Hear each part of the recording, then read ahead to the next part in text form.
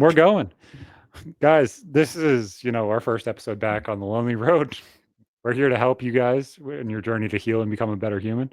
And it's been quite a bit. So as always, check out G Fuel. Use code RMTS at checkout. So that way we're able to help people and get money out to people. So that way they're able to kind of start healing and do what they need to do in order for everything to be okay. I know it's probably not been so long since you guys saw us last week, but it's been like 3 weeks since we recorded. So we've had a nice little break here. We Had a have. nice little vacay for Thanksgiving and everything else with everything going on. It's been crazy. So It absolutely has been crazy. It absolutely has been crazy. This season seems to be a lot more hustle and bustle for me than it feels years so in the fast. past. Yeah, It feels like it's been so fast. it's going really, really, really fast. That's for sure. That's for sure. The I was last like, oh, I got go ahead. 2 paychecks before Christmas and everything else. I'll be able to no, I don't. I only got one. Like fuck. Dang. Fuck. Yeah, I got off my pay lag. I had a whole month pay lag because I got a promotion at my job, and it just happens that I had to have they go 2 weeks behind, so you had to go a month Ugh. before you actually got to pay. And it was it was interesting. I had a little time to plan for it, so it was interesting, but it's nice to be at the other end of that. That's for I sure. bet. Yeah, that's for sure. But yeah, honestly, I want to say thank you to everybody. We went in 2 weeks. We flipped from going from 1,000 views per episode to almost 2,000 views per episode. So we're almost at 15K in the past 8 weeks. This will Is be that week 8. just YouTube, Zach? Yep, just YouTube. So that's not any of the podcast stuff. No, that's just Oh, YouTube. just the tubes. Well, thank you so much, everyone. I from the bottom of my heart appreciate that. This whole thing is helping me heal, and come full circle into my journey. So I'm really happy to be here. I'm glad you guys are here with us. Yeah, exactly. And I think it's providing something enough to people who are like, oh, even if it's a short that they're like, hey, I can share this, I can get this out farther. It's doing something and it's helping people, which is fantastic. Yeah, no, I'm finding that our shorts are taking off um, a lot more than they have. I like that. I Yeah, like that a one's lot. popping and then not, and then one pop. It's nice. I like it. It's I, okay. I love the randomness. I really do. I don't mind it at all. I don't like the idea of explosiveness. I like something to grow and have the I like consistency. I like being able to predict what's going to happen and when it's going to happen. yeah. Yep, I agree. I agree. It's been nice. It's been good. Yeah, Yeah, for sure. exactly. So last episode was a kind of a heavy episode, you'd have to say. I think Yeah, this episode's gonna piggyback off that one just a little bit. What do you say? I do too. I think that leaving that week there, and that's why I did that. I didn't even say anything to you about it. I was like, I'm just going to let it sit because I want to see what not only what the viewership numbers and stuff like that does. I think I wanted to give you time to kind of see exactly where you were when you came back because I wanted to give that kind of resonance to the topic that we covered where it's just like, okay, we can let that sit for a minute. We can let it be okay and just let it be there because at some point it's going to change something. Yeah, yeah. I definitely needed to let it kind of sit and marinate a little bit. That was a lot for me. Yeah. I'm not used to putting myself out there and putting all my rawness out there to be vulnerable to begin with, but dealing with some of the things, the realizations that I've come to through it all, and just even with that, just that episode, just some things that came full circle for me. It was definitely a time appreciated to have it all kind of just settle, Yeah. and to know to just kind of set more of a fire in me as to just like you and your purpose as to my purpose with this whole thing. Yeah, no, It's it good time. really does. It feels great. At this point, up until today, I had 7 days off of just complete. Okay, you can go off completely. I didn't have my other job. I didn't have this. I had nothing, and it was nice to kind of just decompress for a little bit of like, okay, I don't have to be so in depth. I don't have to be so out there and just rambunctious towards everything and everyone. It kind of just becomes okay. And that is such a weird place to be. It's such a weird place for everything just to calm down and relax and kind of just hyper focus in. It was a weird time, but now it's kind of just relaxed. So now I'm just kind of you're having one of those tough days with deciding if you want headphones or not. Just on, I off, my on, my off. whole sound, like, once we start, I can't change anything. So yeah, it's just weird. I wanted to turn up the sound, but then I'm worried about having an echo, and I'm just I can having a hard one. timestamp it and you can plug in your headphones and we can press settings and I'll help you set it all up. That's a hard start. It's good. It's fine. Okay. But no, it's been nice to kind of just decompress a little bit and kind of just be okay and just give myself a day to kind of just decompress with everything else going on. It's been kind of nice to kind of just relax. For sure, and that's a good thing about doing this is, and especially doing this, not only just doing this, but doing this with you, with someone who understands life happens. You know what I mean? Mhm. It's just nice to be able to have that time, just kind of like you had a couple of, tough episodes at the beginning, and we took some time, and you sat in it and you had to do other things, and just like that, it sometimes it just happens that way, and that's fine. With this kind of podcast, I think it's important to take the time that you need to get grounded again. That emotional accountability and that emotional burnout is so fucking hard to deal with. Especially when you're taking it on the chin of like, okay, I did this wrong. Don't do this wrong. Don't be stupid like I was. It's very, very easy to fall into. This isn't how I want you to handle this. This is going to hurt you. And Right, and it's really hard to be that vulnerable. it's tough to be vulnerable, but it's also tough to walk that fine line between, we spoke about in an earlier episode about the fine line between blame and learning and moving forward.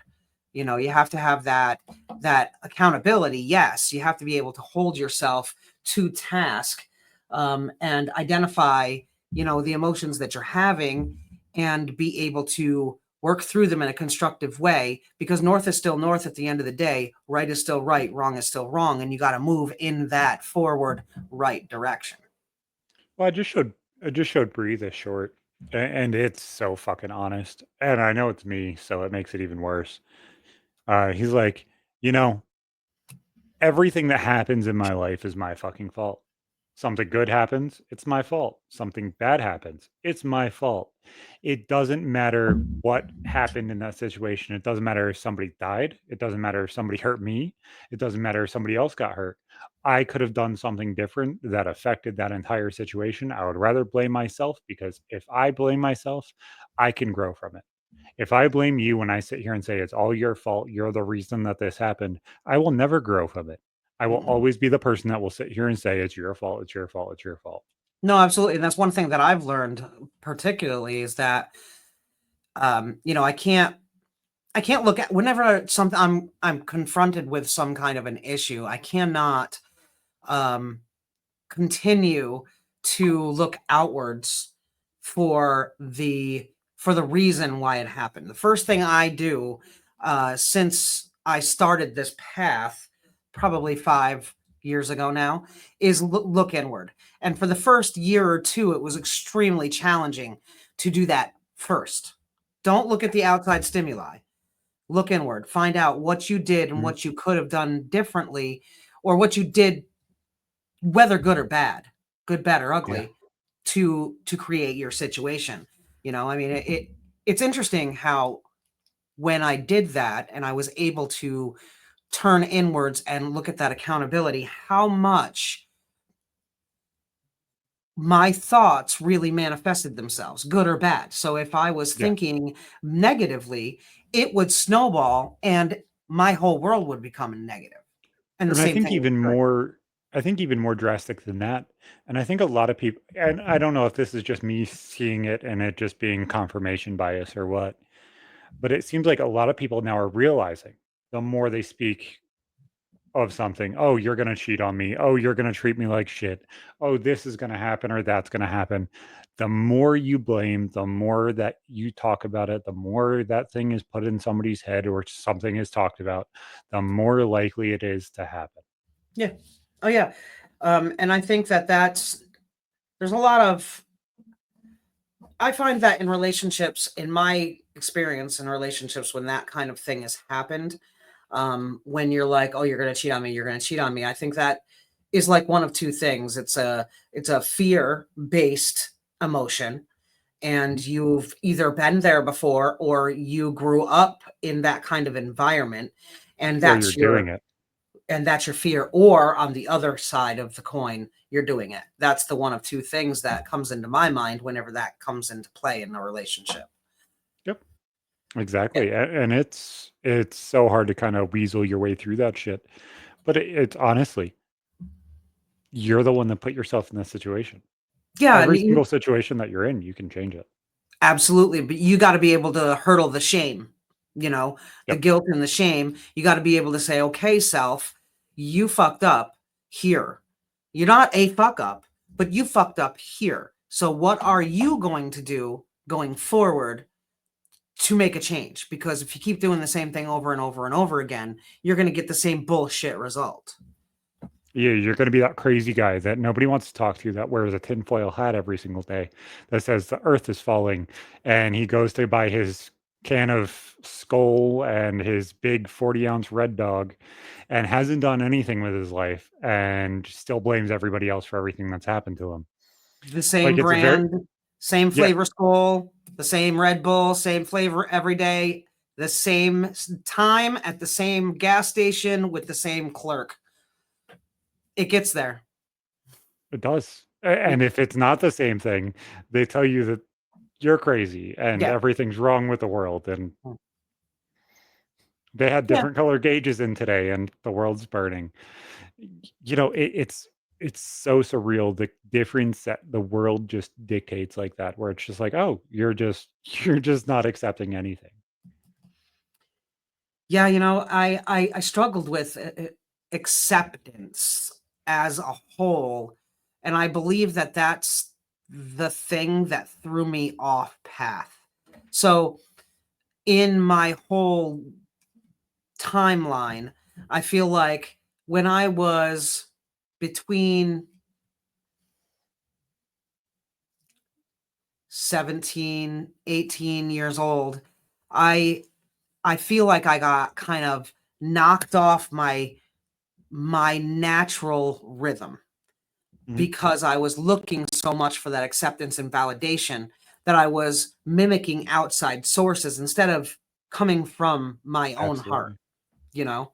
And it definitely, looking back at it, it comes full circle, and I won't do that anymore, you know? Mhm. No, and that situation's so weird. Like just looking at it blindly and blankly, if you look for acceptance and validation from other people, you'll never find yourself. No. And it, And it and it's so hard to kind of just look at, especially with the way the world is now and with everything that people do that they do for looking for acceptance. And it was even a thing then. Oh, I'm going to go do porn. Oh, I'm going to go strip. Oh, I'm going to do this or I'm going to do that. That's exactly what you're doing. You're not looking at it as a business person. You're not saying, oh, I can make ends meet by doing this. You're saying, I'm looking for something and I don't know what it is. yeah. And I'm not trying to kick anybody who does that shit, but at the same time, there's a lot of people that don't go into it with the business mind of, oh, this is how I do this and this does this. And it has crazy level of percentage that comes back in a different way. Oh, They look at absolutely. it as, oh, I'm trying to reinvent myself. That's not how you reinvent yourself. Oh yeah, yeah. I mean, you can definitely reinvent yourself that way. But you're going to reinvent the wrong parts of you. Like, what are you running from? What are you running from? What are you using that as a shield from?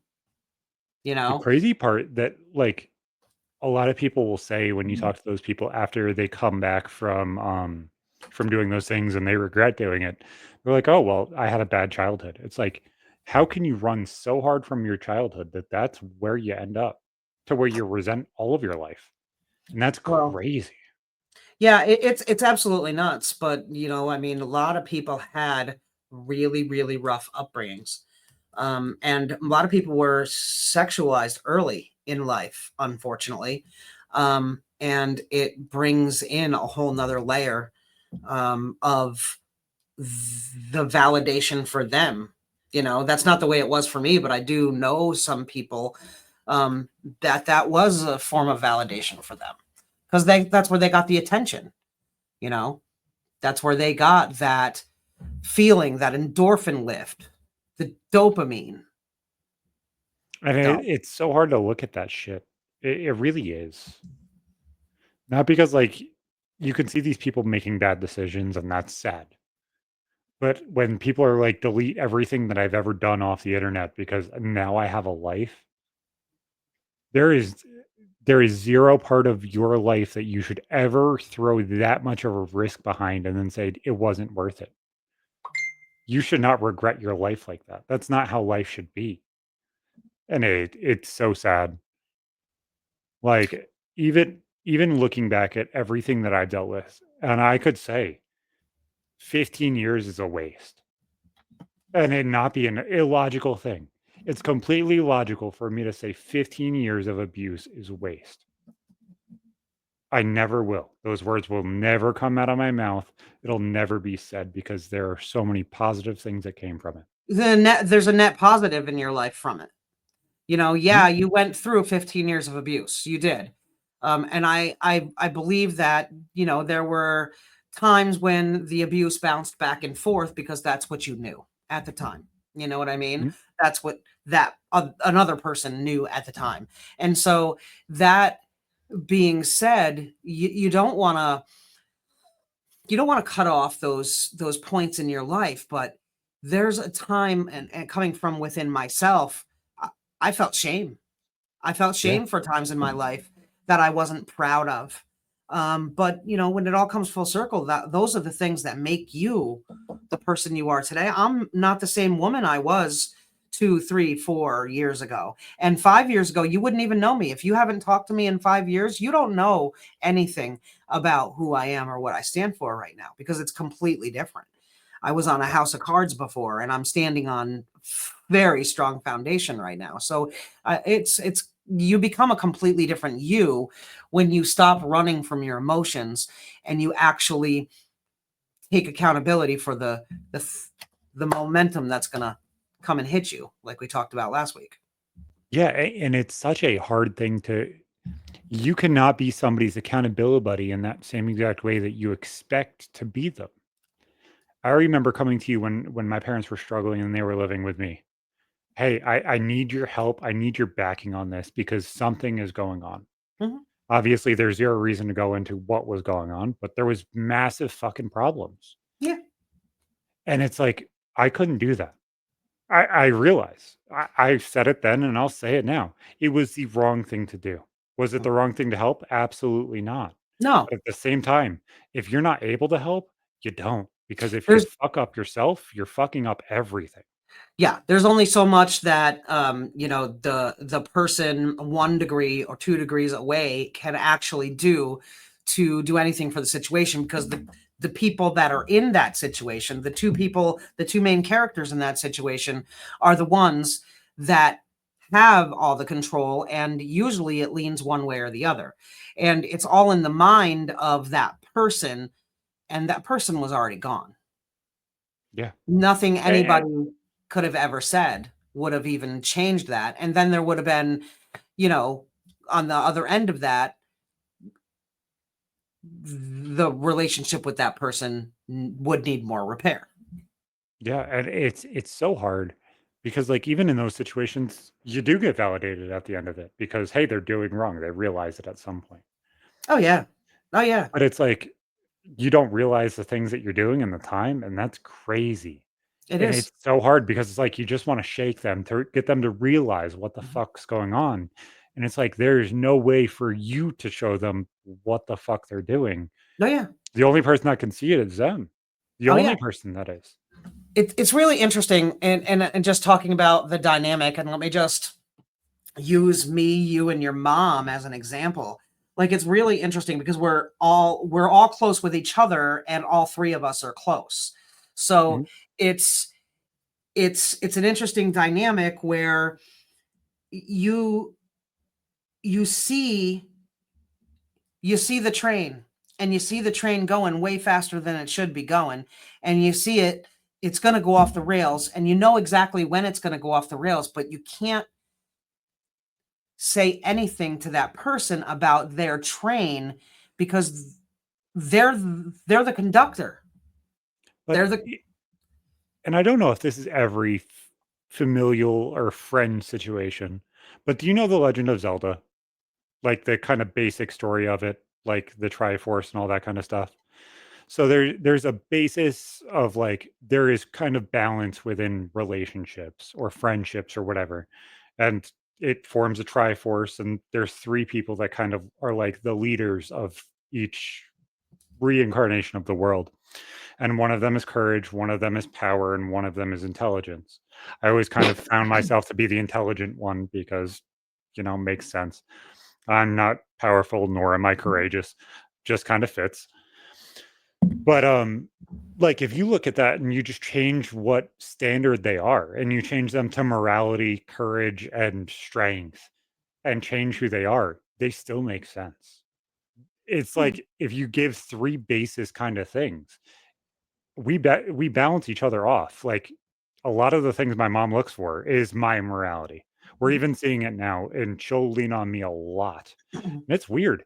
Honestly, I looked up Bree the other day. I was like, they're literally looking at me, waiting for me to start pushing for Christmas dinner for everybody and what we're doing and everything else. I did not expect to be thrown into being the leader for everything. I guess I am now. I guess it's a Zach led family and it's just become mine.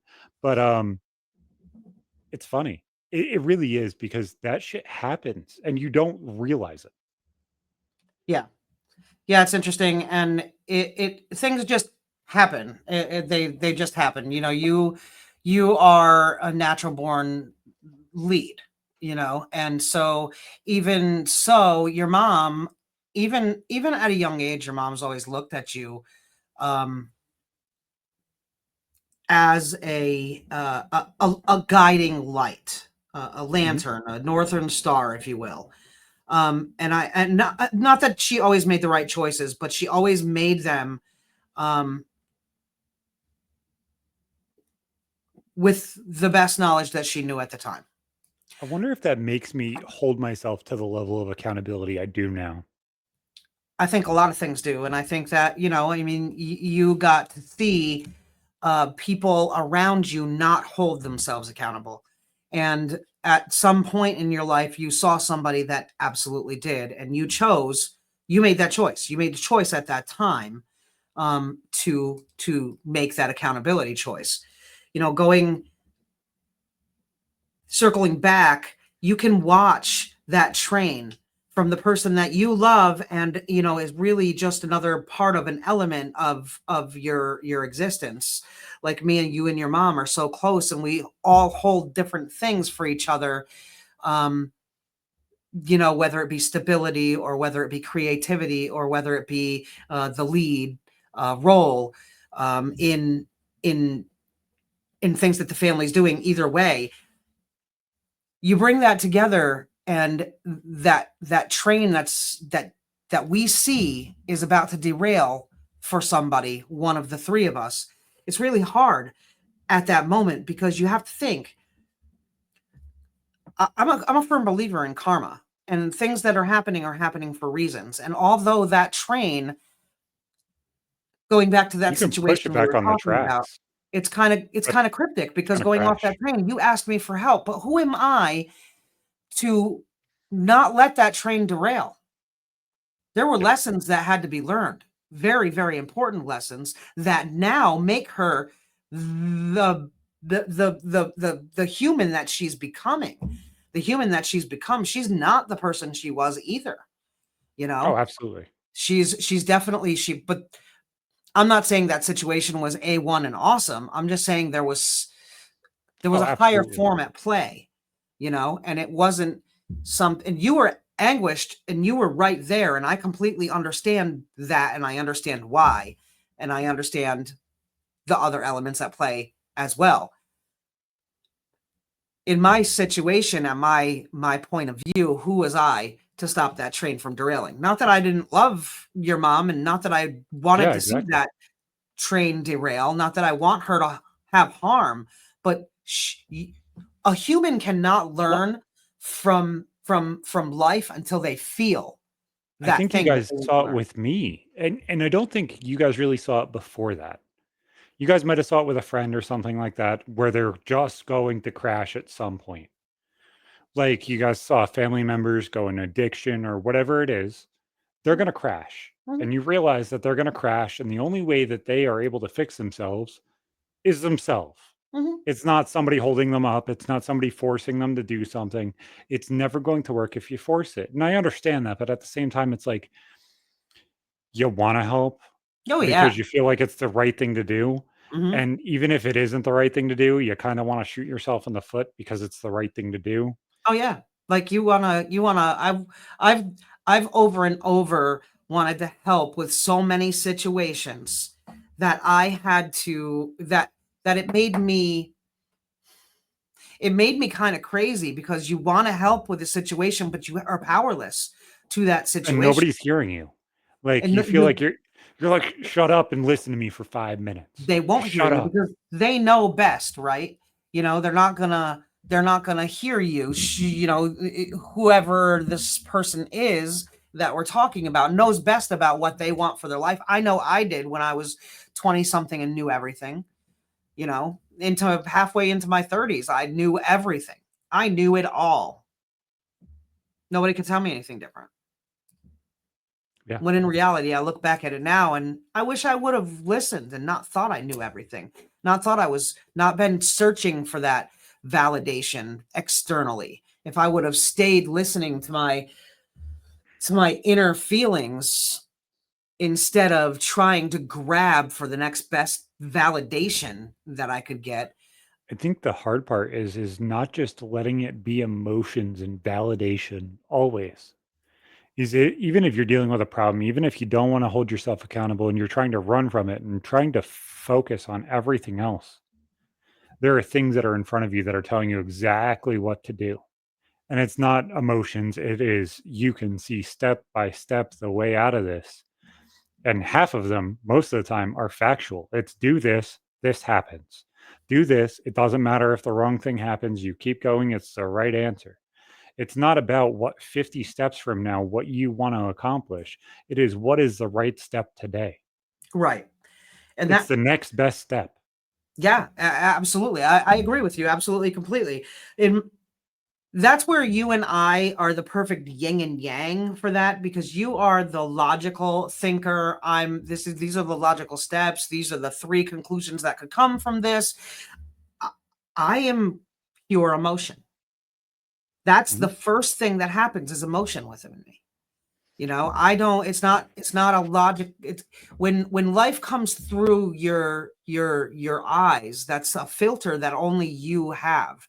And Mhm. it comes into my emotions, and it always has come into my emotions first. My logic has not been the first thing to kick in. I have to wait until Yeah. that cord stops vibrating to Oh, be able to be logical. something happened probably like 8 years ago, 9 years ago now, maybe a little bit shorter. And no, it was about 6 or 7 years ago. And you in the situation would have got your ass shot or stabbed. Me in the situation, I walked away from the situation with the dude as a friend. Good. So we were in Price Chopper parking lot and we were blocked in. There was a car behind us and a car in front of us. Parking lot filled. And there was a spot that was not big enough for the car, but there was a jag next to it. She pulled right in and like rolled the tire over top of the jag, completely fucked it. Like there was dents, no paint damage or anything like that. Fucked our entire front bumper. Pregnant at the time. I get out of the car. This dude's a gangbanger. Hands in his pants all the way up to his elbows. And I'm like, well, I'm talking you down from this because I'm not getting poked. I'm not getting shot. We're not having problems here. We're not doing this right now. I was like, hey, she's a retard. She's completely emotional. She's in the car panicking because she thinks I'm going to get stabbed. Do you need me to call the cops? She's an idiot. Completely her fault. Do you need me to call insurance? Do you need me to call the cop? Nah, man, no, man, we're fine here. We're fine here. This gangbanger's girlfriend goes and calms her down, chills her out, while I'm sitting here talking his hands out of his pants. I'm like, what the fuck is? Where did I learn this? Where did I learn the people skills in order to be able not to get poked here? Because you just drove over $120,000 car like a retard. You thought you were fucking Bigfoot, and you thought you were gonna crush the damn car. Meanwhile, I'm sitting here talking to a gangbanger in the middle of the fucking city, talking our way out of not dying in front of our kids. Somehow, some way, the one outcome in that story of me not getting stabbed or shot happened. No Good. idea how the fuck that works. Well, good. Your You. fiery hot-headedness would have been like, I own this county, bitch. What the fuck are you doing? Yeah, that's definitely something that I'm really, really glad that I was able to change. Was that Oh, that I'm sure. I'm able to, even when I get angry, I'm able to disassociate from it enough to And I think that's where my analytics come in is yeah, it's not that I'm feeling, it's that I can hide everything that I'm feeling or dealing with. yeah. And if I need to, nobody's gonna see it. No, I'm not that way. I'm not that way. When something's bothering me, you know it, and if you know me, you know it. If people that don't know me, they don't, Who cares at that it point? doesn't. It's not gonna. But yeah, I mean, it's actively really, when you get past that, the shame, like there's a lot of shame and guilt that come with your anger and the things that you do out of that anger, the things I have said out of my anger. And it's normal to feel emotion. It's normal to feel anger, but what's not normal is to lash out in that anger and in that emotion. And it's really, it's it was interesting. It's interesting when you stop running from your emotions. Um, just the things that happen inside you. And I process Yeah. anger differently now. Now that I stopped running. I process the world differently. Yeah. Like I see my mom and mom not kicking you, just being honest and straightforward. Like you look at that situation, you look at the situation that happened just before that when we went to buy a house and everything else. And that's a lot of processing shit of like, I need to pull away. I Mhm. just have to. Not run, but you hurt me. I can't financially figure this out right now. This hurts. And the fact that this hurts makes it really hard to just process and like she did the right thing. She was straightforward in the first half of that situation. And she was like, hey, I understand what I did was wrong. Here, fix it. But at the same time, it is so hard to just not feel in those situations of like, oh, somebody did you wrong. Well, they fixed it. But that's not everything. Well, no, it's not everything to throw money at something or fix something, but um, it is part of exactly what we're talking about here is not running from your shit that you've created and taking accountability for what you've done, making it better, but doing something going forward to change it. You know, Yeah. I mean, all three of us are doing that. Mhm. All three of us are doing that in a really big way right now. Yeah. And it's so surreal to see that as such a tipping point in my life because it did. It changed everything. You look at both of those situations as a big overarching story of what the fuck happened to Zach. And those two situations that are like earmarked almost and a stamp and a bookend on everything that I did up until that point, I'm a different person after them. Mhm, And because I stopped running, I said, no, I'm not changing anymore. mhm. I'm not accepting this shit. I'm not going to sit here and go over every single thing that I could have changed or I could have affected. It's not because of me anymore. No, And because it's not because of me, it's not something that I should fix. but you've also acknowledged where your actions or your reactions uh contributed to a situation, you know? Absolutely. There's And millions of them. yeah, absolutely. And you're able to, actively acknowledge and confront those feelings instead of trying to avoid them, with suppression and, distraction, because all that does is create. you do things and you stay busy. It's busy. You make your work busy, you make your mind busy so I that you told my don't have a I told moment. my son Nick the same exact thing the other day. I was like, lies are just like shit on the floor. Nobody fucking touches it. Nobody fixes the problem. It is just shit on the floor. A month from now, it's going to smell fucking 10 times worse than it does right now. A year from now, it's going to be 10 times worse. And all it does is breed shit. It just makes it worse. There's zero reason to lie at that point. I'm happy that you have ADHD and you're able to actually lie because you're not supposed to be able to. But like, how about we just work on this and actually handle things appropriately? Because lying about it is never going to be the thing that you need to do in order to hold yourself accountable and be the person that you need to be. Right. And if he lies even to save one person's feelings, he's not being genuine to himself. And that's the accountability that's going to hit him square in the ass when he decides to stop running. And that running for him is the lying to make other people feel better. Yeah. Yeah. And it's a hell of a thing that he's getting hit with and dealing with all the time. This shit's hard. It's very hard. But the thing that I applaud with you is that you're there for your children. You talk to your children about how they're feeling, and it's okay for your kids to feel whatever they're feeling.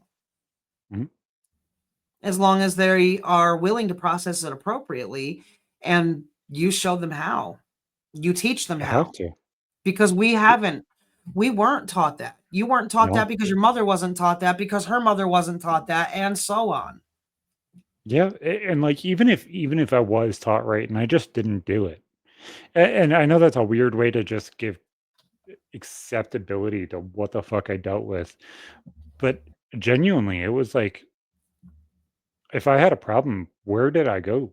Who did I say it to? At some point, you'll sit there and like, I don't really think there was anybody at some points. Well, there were times, there was a point in life where you wouldn't say shit if you had a mouthful of it. Yeah. Because I was doing the same exact thing Nick was. It's like everybody is piling shit onto this plate. Nobody's taking care of it. Nobody's fixing anything. We're just duct taping it, band-aiding it, hoping that our monster and our duct tape is going to hold us through to next week to when we can get cigarettes again. And whoo, then we're off to the races again. It was just like a cyclical situation where it's just going and going and going. Yeah. Yeah. But it's a really good, that's where it happened at different times for the three of us, me, you, and your mom. Those aha moments of, wait a second, the problem's not outside of here. The problem is in here, you Yeah. know, and you take accountability for that. Just this week, her and I, had major talks about taking accountability and things that she made you feel that she wasn't ready to hear yet, but knows that she is very much uh very much that very much happened. um Yeah. and it may have been because that's what was done to her, and she didn't know anything different. She didn't know that it wasn't okay. She didn't know Oh, it wasn't out of the absolutely. ordinary for her, because that's how she was treated. um And she bought into that same exact narrative that a lot of people did, especially around us, but a lot of people did. She started saying, "Well, that's your truth." No, mom. no. No, no, don't fucking say that shit to me. Nobody fucking say that shit to me. Oh, that's your truth. No. I'm telling you exactly what it is. If the color of the fucking carpet is wrong, sure, whatever, like you can say that that's wrong. But the pinpoint this to this to this to this, you say my memory's on point with everything. How can you tell me I'm lying when I'm telling you what's a feeling about something?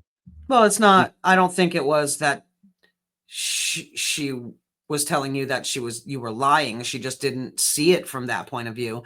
And now that she has been given extra information into her own life, she's able to see where she needs to listen when you say, hey, mom, I felt this way during this time. And instead of saying, no, that's your truth, your mom today is a different person, to Oh, say, absolutely. okay, I don't necessarily like how that feels, and I'm going to sit with that for a couple days, where it would have been a few months before. She sits with it for a couple days, and then she comes to a conclusion within herself first of how she acted and how it Yeah. possibly, how your see, everybody's got their point of view in a situation. There's the truth. My mom always used to say this. There's the truth, and there's your version and my version. Mhm. And that all has to do with how people take in their experiences. So Yep. I could tell a story, you could tell a story, and your mom could tell a story. You're going to find three completely different parts of that story because of what stood out for each one of us. And then you What- have my autistic ass with my eidetic memory that remembers every dumb little fucking nuanced detail and tell you about yourself in 15 different ways. And you'll be like, wow, I didn't remember that at all. True, Fuck. that's just not it's just not the way everybody takes in life. It's not the way Oh, I everybody know. deals with life. So it's not um I'm not going to be able to tell you what color the carpet was. I'm not going to be able to tell you what words came out of your mouth, what words came out of my mouth. What I'm going to be able to tell you is how you came across to me in that situation and how I felt Absolutely. out of that interaction. Absolutely. And whether that interaction made me put up a wall or whether that interaction was worked through and we could move forward. you know and that's all the greatest part of healing, is because you're able, and that's what's the elements of me, you, and your mother bring into the whole. And that's what's so interesting about the entire thing is like if you look at this as a puzzle piece that at some point everybody finds that puzzle piece where they're supposed to go. Yeah, there's gonna be some people that don't deal with this shit and they are able to handle their shit. And then there's everybody else that can't. Right. How much more is there really to just if you don't deal with accountability and you don't struggle with the shit and you didn't have a shitty childhood where people didn't understand or whatever, yeah, you're in a good spot. Hopefully you keep holding yourself accountable. Hopefully you keep not struggling in these things. Mhm. But one day you might struggle.